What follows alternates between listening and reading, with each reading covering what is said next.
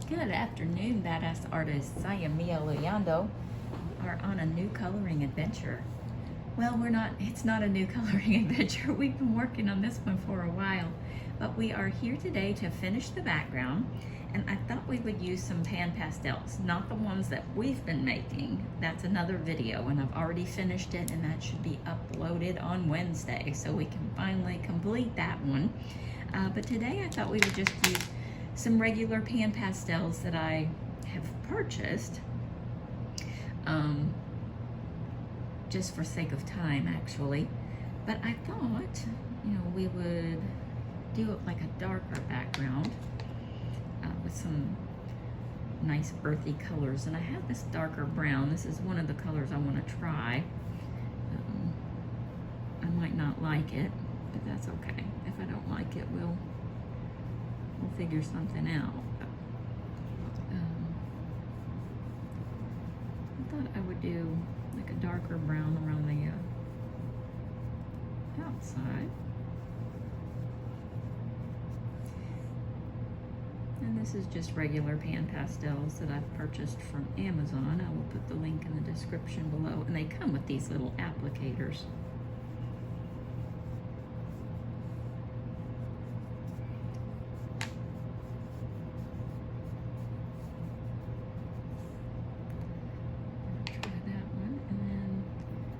This shimmery kind of gold color.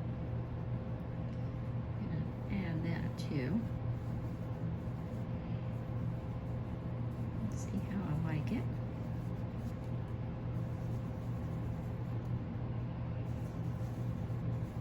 And I do.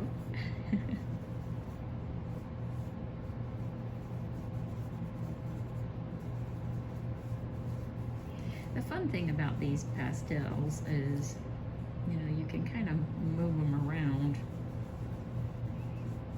and that's always, kind of helpful. There's also kind of a warm pink color that I like, this one. It's kind of shimmery. I thought that might be a pretty color to add too. I'm just trying to make sort of a watercolor modeled sort of out of focus background with 2 or 3 different colors, just to make it nice and soft. I think these are good colors. We'll kind of stick with this for now. But you can cover a lot of ground with pan pastels a lot faster than you can go in with pencils. And I kind of like it. And the whole thing is just, you barely have to touch it. You don't have to scrub in a lot to get, a lot of powder on these little applicators. And you just kind of move the powder around. I use the same sort of motion as I do with skin tones. I just kind of go in real light circles and put the color down.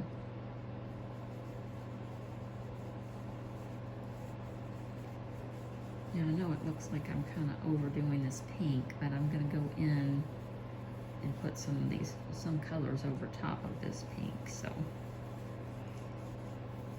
this is kind of an underpainting.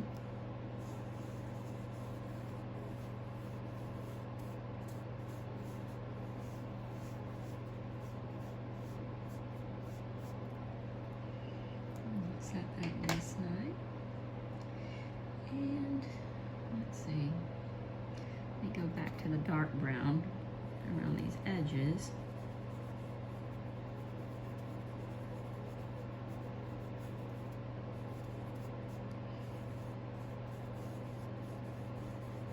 And it's okay for it to look poofy or, not completely blended or whatever. I kind of like it to look like an out of focus picture in the background, like she's standing in front of some sort of garden or something that's just out of focus. And your mind kind of fills in the rest. got that golden color again.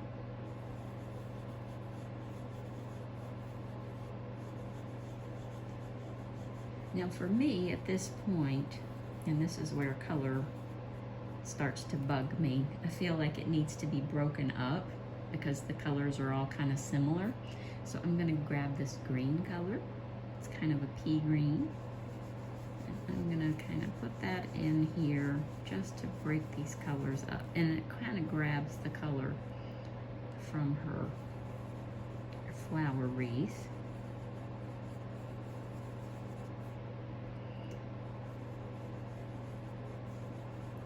And it's okay for those colors just to bump right into each other.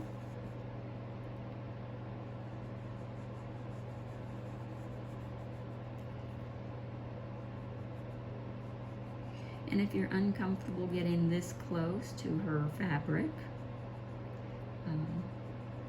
it's okay to stop a little farther out, and you can bring your own colors in closer with pencils. Something you have a little more control over.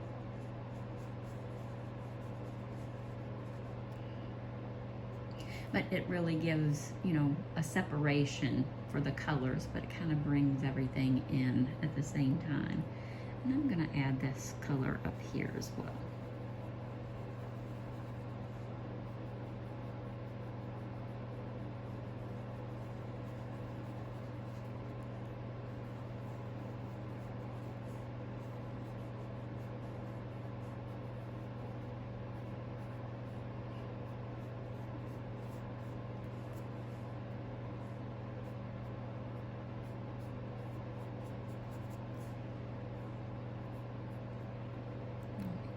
Off of the clipboard. Make sure I have it all the way up.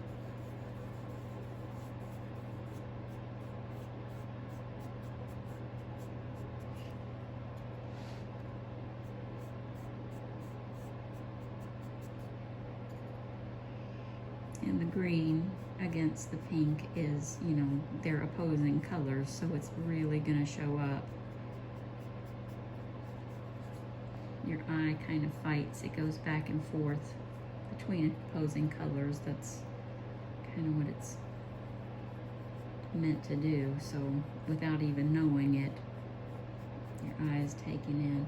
Now I have this really pale kind of yellow shimmery color, and I'm gonna add just a little bit over here. You can see that's a lot.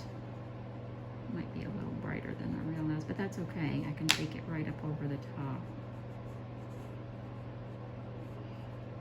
And I like that, so that's not really a problem.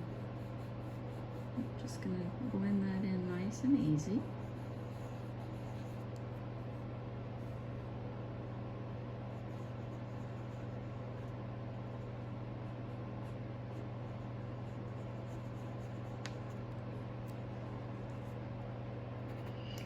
Now we'll go back to that darker brown color.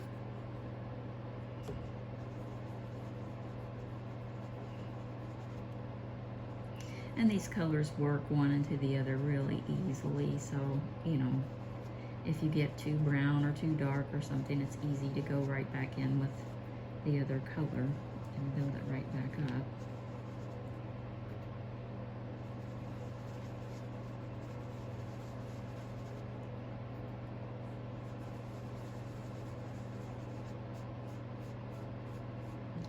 See how I'm just sort of toning that down a little bit. I'm going to go to the golden color.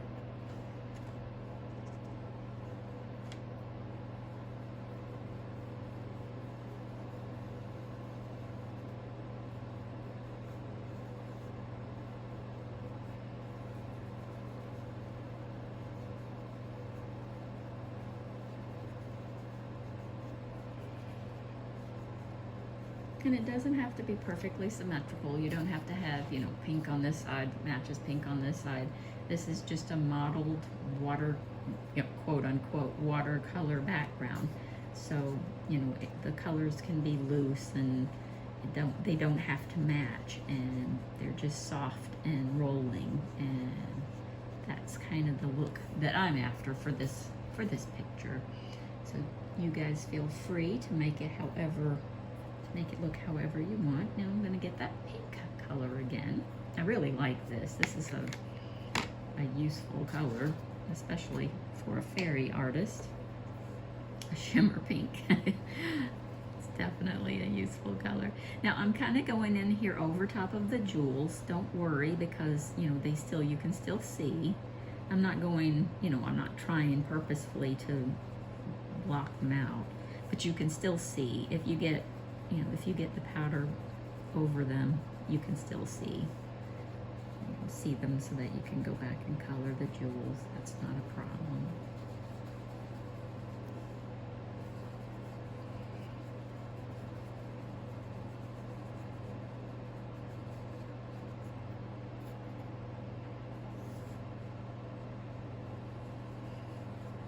And I'm just placing this strategically because I will come back down here with the green to, like I said, differentiate that color, so it won't, but I do still want the presence of that pink in there.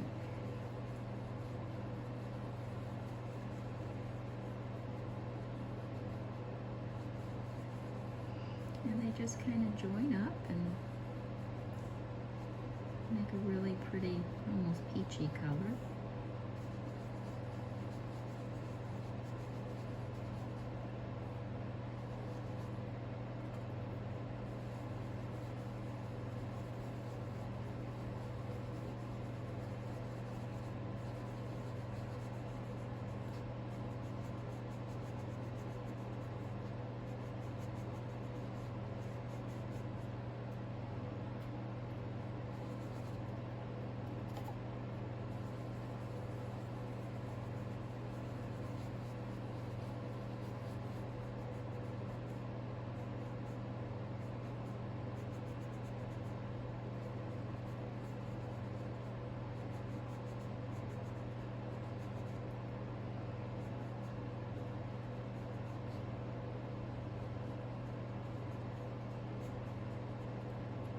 And like I said, work as closely as you feel comfortable.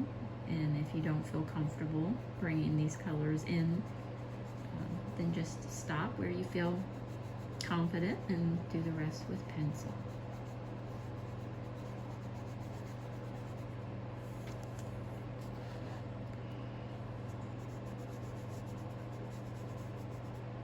I was just kind of blending those two in a little better.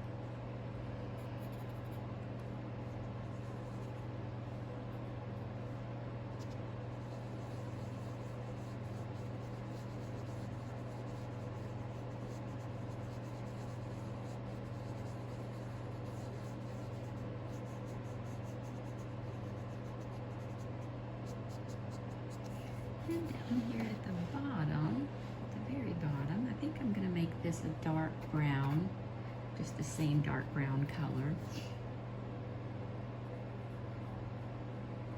Now you'll want to spray this with your fixative spray, the Krylon, so that it doesn't smudge. And I'll add a link to that as well.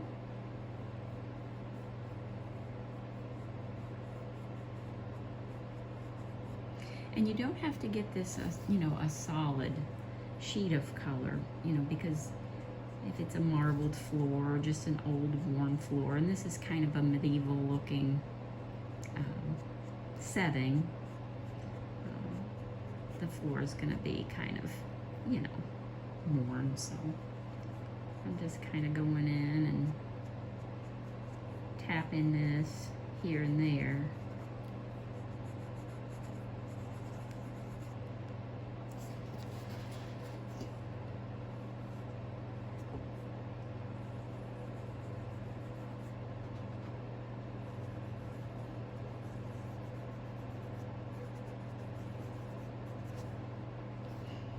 Okay, so I haven't done the pillars, and that's mainly because I usually leave them white, or I make them, some sort of gray stone. So I will leave that to you guys, however you want to go forward with those. I think this is, we're pretty close in our little silk dress adventure. You guys let me know what you think, how you feel about it. If this was helpful, definitely give me a thumbs up. Subscribe, definitely consider subscribing to the channel. That way you always know when I upload a new video. I will add all of these descriptions in the, I will add all of these links in the description below. I have a tendency to turn that stuff around.